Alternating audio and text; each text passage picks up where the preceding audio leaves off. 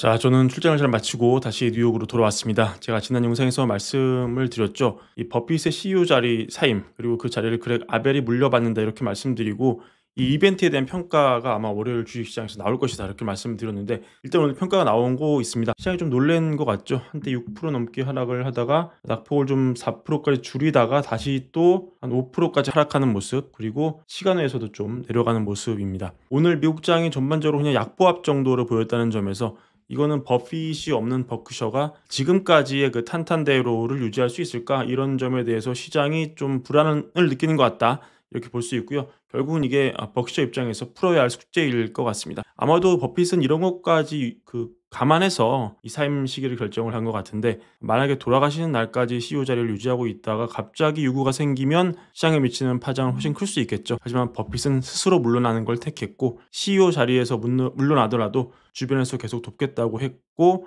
실제로 CEO 자리를 물려두지만 회장 자리로 유지하면서 계속 출근하겠다고 이렇게 발표했습니다. 이 CEO 승계 과정을 최대한 스무스하게 하고 싶다, 이런 철저한 계산이었던 것 같고요. 앞으로 주가는 더 지켜봐야 될 것 같습니다. 자, 오늘은 밀컨 컨퍼런스에서 이 베센트 재무장관이 나왔습니다.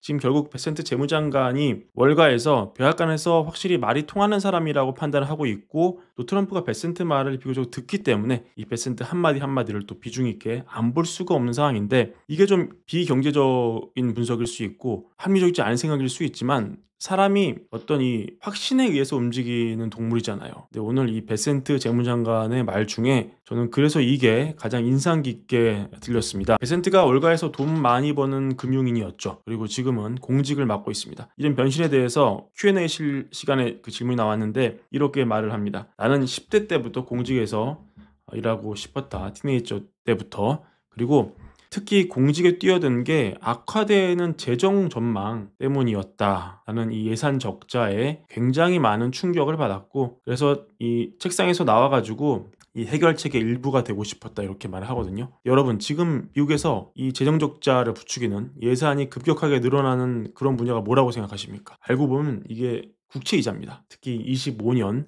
올해를 기점으로 국방비도 추월할 것으로 보이는 그런 상황이고요. 그냥 아무것도 안 하고 이대로만 놔둬도 정말 통제 불가능한 그런 영역으로 계속 달려가는 그런 구조입니다. 그러면 이 국채 이자를 줄이기 위해서 뭘 해야 되냐? 국채를 덜 찍으면 되죠.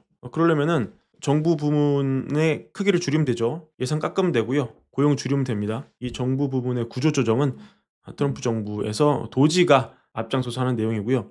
국채를 덜 찍는 것도 중요한데, 이미 발행한 국채는 그럼 어떻게 합니까? 롤오버를 해야 되는데, 지금 미국 정부가 만기가 오는 국채를 다 갚을 수가 없는 상황이잖아요. 만기가 돌아온 국채는 다시 찍어서 막아야 되는 거죠. 특히 제가 지난번에도 말씀드렸지만 올해 특히 만기가 돌아오는 국채가 굉장히 많습니다. 왜냐하면 전임 바이든 정부 때 이 경기 부양을 위해서 장기채를 많이 찍어서 장기금리가 오르면 경제에 부담이 되니까 단기채를 많이 찍어서 돌려막기를 했단 말이죠. 그때 이 발행한 국채 만기가 계속 돌아오고 있습니다. 자, 그러면은 지금 이 시간에도 계속 국채 만기가 돌아오고 있는데, 이걸 높은 금리에서 롤오버하면 어떻게 됩니까? 그럼 계속 미국 정부가 그 만기가 돌아오는 날까지 계속 높은 이자를 내야 되는 거죠. 그러면 높은 이자를 조금이라도 적게 내서 이렇게 올라가는 정부 예산 적자를 줄이려면 어떻게 해야 됩니까? 결국 금리가 내려가면 됩니다. 그래서 베센트 재무장관이 나는 10년물 금리를 보고 있다. 10년물 금리를 낮추는 게 내 목표고 트럼프 대통령의 목표다. 이렇게 얘기하는 것은 이런 각도에서 보면은 굉장히 일맥상통하는 그런 부분입니다. 왜냐면 재무장관 베센트는 급증하는 예산 적자에 놀래가지고 이걸 해결하기 위해서 공직에 들어왔다고 밝히고 있고, 지금 올해도 많지만 내년도 사실 올해보다 적다 뿐이지 계속 많아요. 이걸 막으려면은, 여기서 나오는 이자를 절감하려면 결국은 장기로 금리를 내려야 됩니다. 이 얘기가 너무 일맥상통하는 거죠. 그래서 베센트 재무장관이 장기물 금리를 낮추려는 시도와 진정성은, 이거는 우리가 상상하는 것 이상으로 굉장히 클 수 있다, 이렇게 볼 만한 충분한 근거가 있습니다. 얘기가 아구가 맞아떨어집니다. 그리고 공교롭게도 지금 트럼프 정부 들어서 아까 말씀드렸지만 계속 돌아오거든요. 만기가 계속 많죠. 임기 끝날 때까지 계속 비교적 많은 편입니다. 단기물이 많았기 때문이죠. 그러니까 트럼프 얘기하는 금리가 내려가야 된다, 이 얘기 역시 미국의 예산 적자를 줄이는 관점에서 보면 이게 필수 불가결하기 때문에 그걸 강조하고 있다, 이렇게 볼 수 있습니다. 결국 베센트와 트럼프가 주장하는 금리 인하의 주된 목표 중 하나는, 물론 그게 다는 아니겠습니다만, 예산 절감을 위한 것일 수 있고, 결국 베센트가 강조하는 10년물 금리 하락은 굉장히 우리가 막연하게 생각하는 것 이상으로 베센트의 넘버원 프로젝트일 수 있다, 이렇게 봐야 할 것 같습니다. 그렇다면은 우리가 의사결정할 때 일단 이 베센트의 진정성을 우리가 받아들인다면, 그리고 베센트와 트럼프의 파트너십이 시장을 이쪽으로 이끌 것이다, 시장과의 줄다리기에서 백악관이 종국에는 승리할 것이다, 이렇게 본다면 결국 우리는 그와 관련한 베팅을 해야 될 것 같고요. 아니다, 어떻게 백악관이라고 아무리 트럼프라고 시장을 이길 수 있느냐, 어떻게 하든 시장을 좌지우지할 수 없다, 게다가 이렇게 관세를 통해서 인플레 상황을 부추기는 그런 상황에 놓인 정책이 이어지는 한 장기물 금리는 언제라도 오를 수 있다, 이렇게 생각하시다면은 또 그 포지션에서 투자하시면 될 것 같습니다. 다만 분명하게 얘기할 수 있는 점은, 이 금리를 내려야 하는 이유가 베센트에게 너무나 확실할 수 있기에, 확실히 우리가 지켜본 것처럼 이 장기물 금리가 치솟는 상황에서는, 그런 국면이 펼쳐지면 이걸 달래기 위해서 백악관의 후퇴가 확실하게 나올 수 있다, 시장은 앞으로도 장기물 금리를 가지고 계속 백악관을 협박할 것이다, 이런 부분 볼 수 있을 것 같습니다.